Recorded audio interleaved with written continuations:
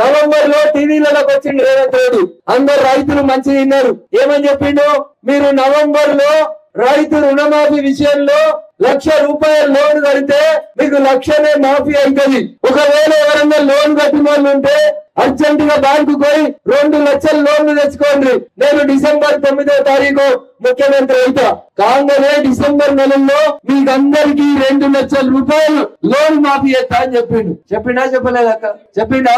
అన్న ఎవరికైనా అయిందా? నంగనూరులో 2 లక్షల లోన్ మాఫీ అయిందా?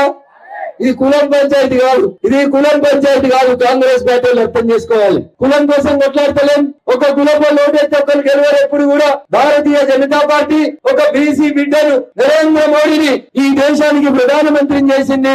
2 సార్లు ప్రధానమంత్రిని చేసింది. రేపు 3వసారి కూడా బీజేపీ గెలిచిన తర్వాత ఎవరైతారు ఈ దేశానికి ప్రధానమంత్రి? ఎవరైతారమ్మా?